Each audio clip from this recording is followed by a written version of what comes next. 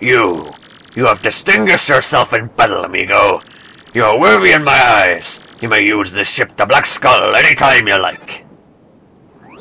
Ah, many thanks to you. This ship can get us back to Rogueport in no time.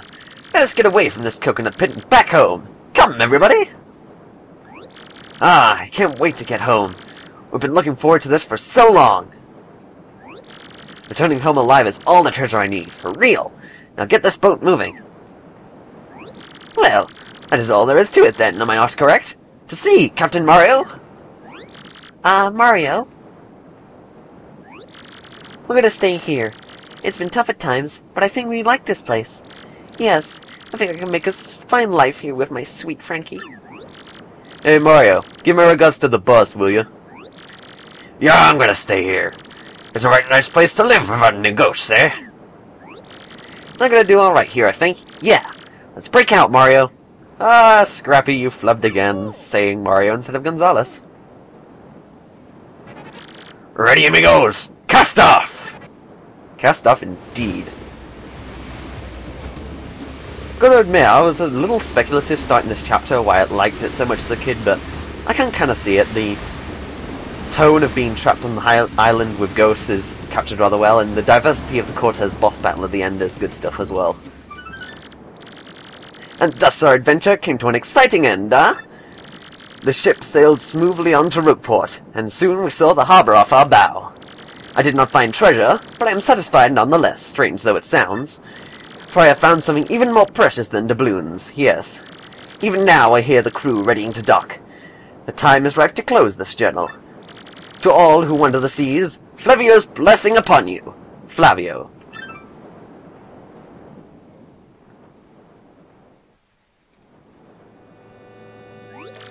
And last we return, slathered in glory, to my hometown, sweet Rogueport. Of course, it is only because of my courageous efforts that we return us all, huh? But of course, you all know that and know it well. Yes, yes, Mr. Flavio. But now, please excuse us. Perhaps chance will bring us all together again someday. But what? Hey! You're all leaving already? Ah, that was harsh. Such is life, Captain Mario. You are anxious to continue your own adventure also, huh? One day you may surpass the great and fabulous Flavio in greatness and fabulousness. It is not likely, I assure you, but you should, how you say, shoot for the stars, huh? If ever you should reach the pinnacle, remember to shout Flavio to the wind! That reminds me, amigo. If you ever get the urge to return to Keel Key, just say the word, okay? I'll send you to the island faster than the fastest winds blow, comprende? Yes, yes, you giant skull, you. Your time in the spotlight is done. Get over yourself. Ahem. Well, my adoring fans have gone, so I will be excusing myself now as well. So, if you see me in town, I would permit you to say hello to me. Maybe we'll meet again, huh? Yes, the time in your spotlight is done as well, so please be leaving. Okay, Gonzales, that's our cue. Let's break out of here and head for the door. Start heading out the harbor, at least.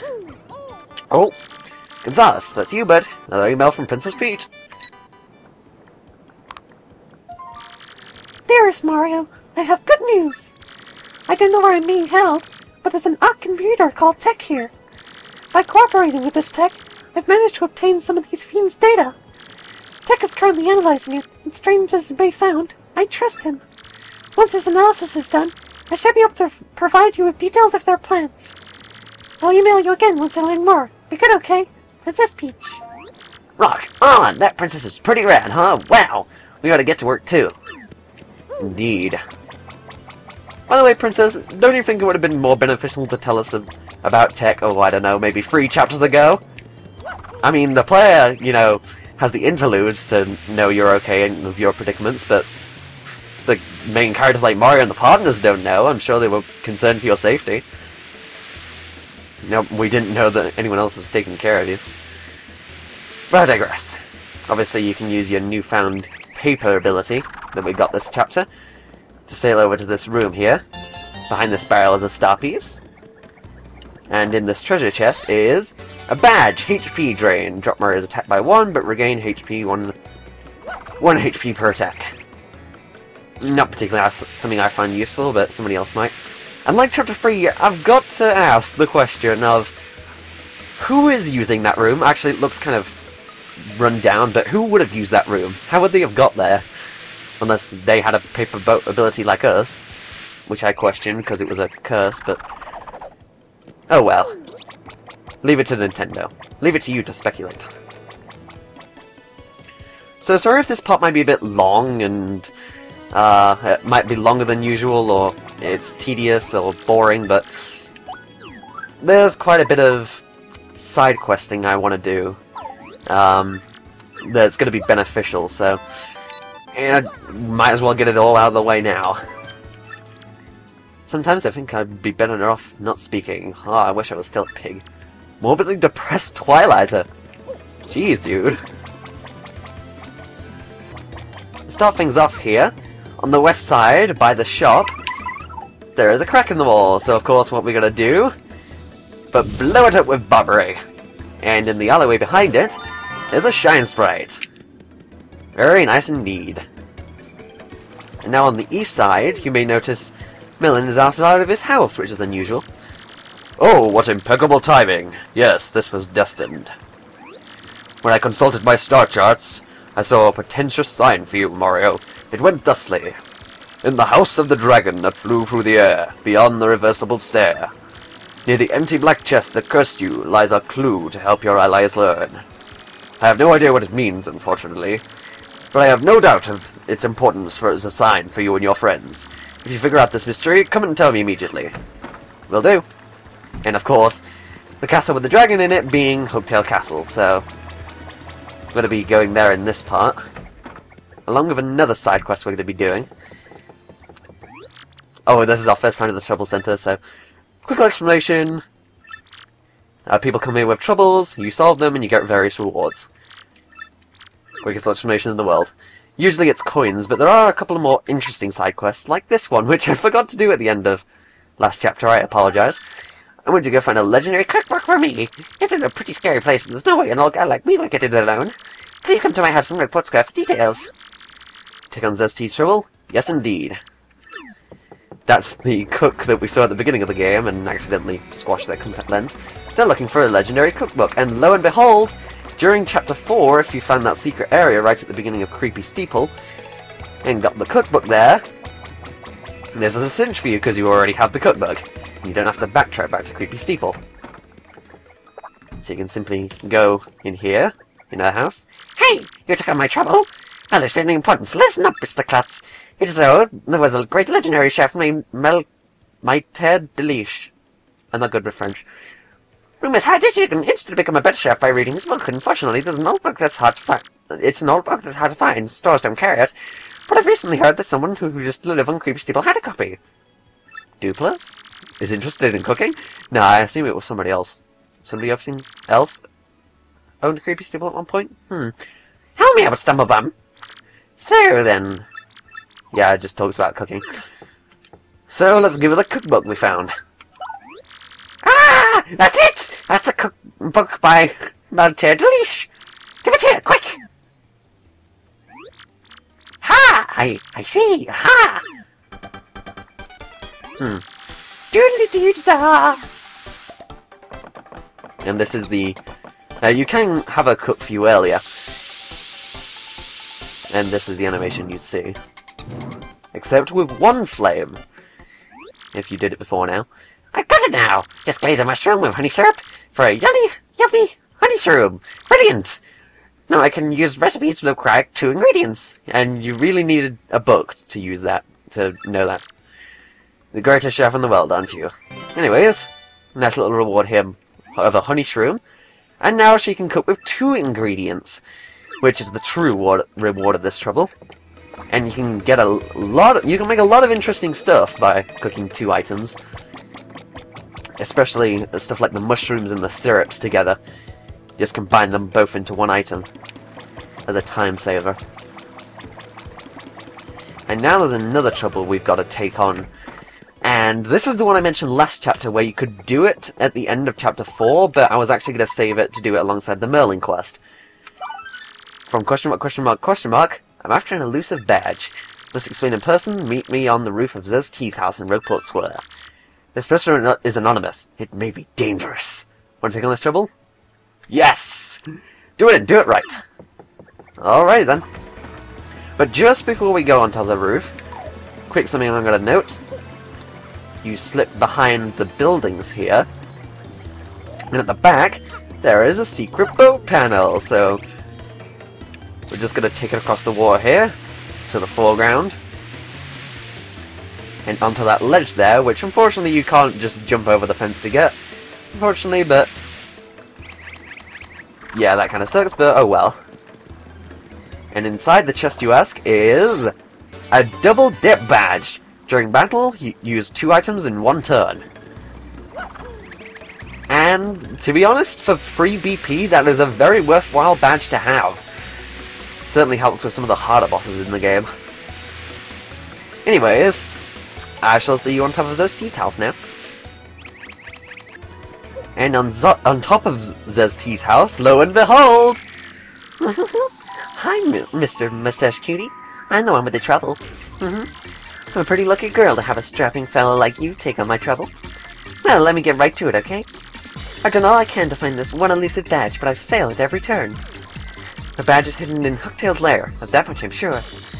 I went to check that room after I heard you defeated Hooktail, but nothing.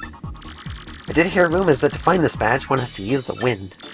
I have no idea what it means, no. Anyway, look for it, okay, sweetie? Jeez, we just... Your slave workers? We're slave drivers or something? But, of course, we're a helpful bunch, so...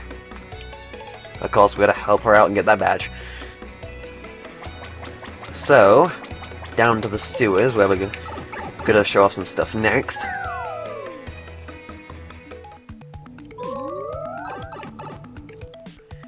Over here, as soon as you enter the sewers, you'll be very quick to notice there's a crack in the wall, so we know what to do by now. Boom! Take the pipe down, into the house in the background, for a rather interesting character, if I do say so myself. Hello there. Hee I welcome to Chet Rippo's adjustment house. Like Chet Rippo from the first game? And he can adjust your abilities or your partner's abilities. So basically he can swap around your partner's ranks, or he can downgrade one of Mario's stats to increase another. So, say if you made an upgrade in one stat that you now regret upgrading, in place of another one, you can now just swap them around for a measly 39 coins for either service, so very nice indeed if you're in that predicament. And you can just blow up that and create that shortcut there. And here, where we fought Blooper right at the beginning of the game, geez, memories. We use our boat ability, of course. Swim all the way to the end of the room. And on here, this platform, is a Shine Sprite. Huzzah! And from here, I'm pretty much going to meet you at Hooktail Castle to do those couple of side quests we gotta do. A nice detail on Revisit, by the way, is you can now use your Yoshi to hover over the broken bridge, so nice little shortcut there. By the way, in this room, with where we saw this skeleton with the blue shoes, which Coop's mistaked with his father, on the far left of the room, I believe, Starpiece here, in the Starpiece panel. Once again, you could have got this back right after Chapter 2, but I wanted to save it until now, when I was actually going to do these side quests. Now here, in the room just after the empty black chest, with the spikes of death, on here to the right, of course, is another broken wall. Well, it's not broken yet. Now it is. It was cracked before. So, we'll enter the entrance we just made. And hit this convenient switch. Oh my god, it's ripped. Oh my god, we're falling and dying. No, we're not.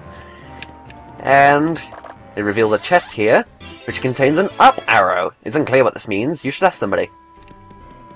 What on earth does it mean? Maybe Merlin will be able to make some sense of it. And now I shall meet you at the top of Hooktail Castle for our other quest that we're doing involving Miss Mowz. And after finally getting to the top, after no doubt being swamped by countless enemies, which are easier to take care of with the first attack badge, mind you. It allows you to, if you first attack enemies outside of battle, then you kill them instantly and don't have to fight them. Anyways, here's what we're here for. Use Flurry to blow away the cover. And get this badge, Attack FXB. The badge Miss Mowz is looking for. Let's take it to her. Yes, let's climb all the way back down Hooktail Castle.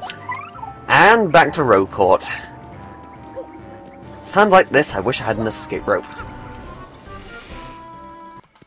By the way, I've noticed that my spell hasn't been working for the past few parts, and I speculate that's because it's run out and I just haven't noticed, so I'm just renewing it now just in case. And we're just about back now. I wonder if the first attack badges are in now. No, it isn't. If it was, I was gonna scream or something. Notice the assistant wasn't in there either. So? That face. Does it mean you found the badge? Indeed I did. Well, this is certainly the badge I was looking for. Oh my, yes. Now, my sweet, promise to hear me out without getting mad. You see, I was the one who hid that badge. It was a little game of mine. I have to apologize, but I knew you would find it, my handsome cheese hunk. You may have even more badge-finding skill than I do. I just thought of something. Perhaps I should travel with you from now on. Because, I'm sure there's lots of badges. I'm sure to find lots of badges that way, don't you think? Now, about the reward, let's see.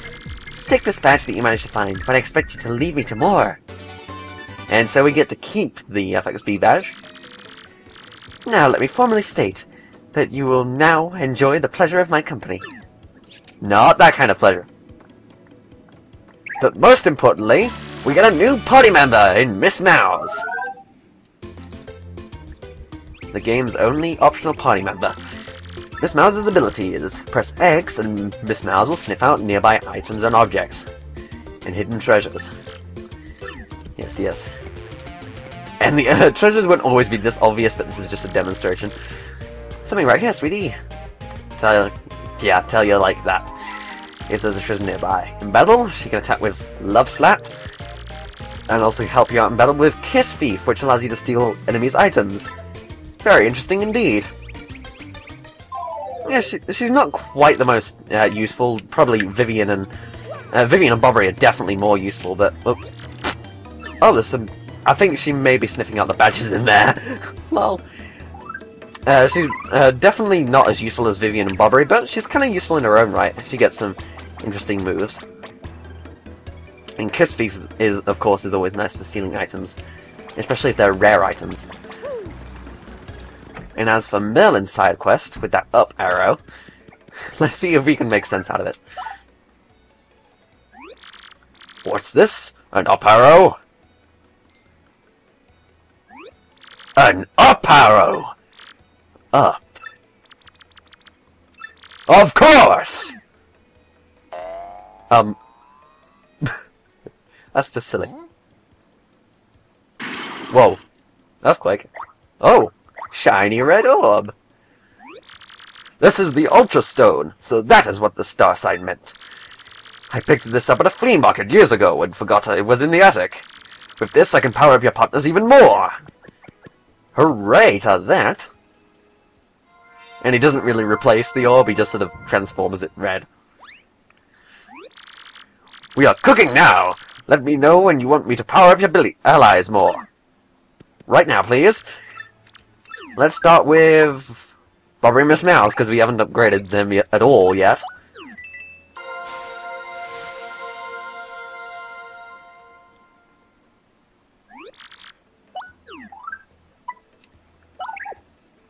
And now for Miss Mowz.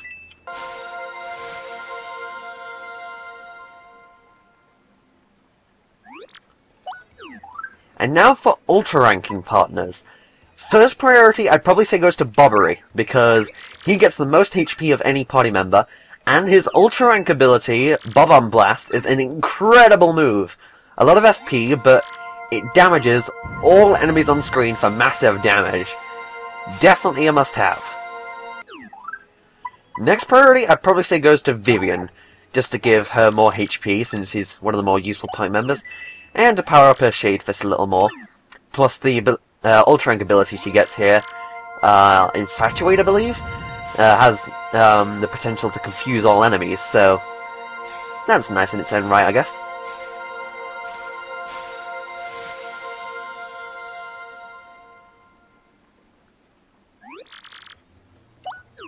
And now, people may disagree with me on this, but I'd say I usually like to go with Goombella next, because, well, at least I'm going for Goombella next, because giving her more HP is nice at least, but upgrading her gives one more attack on her multi-bonk, so her multi-bonk becomes even more useful.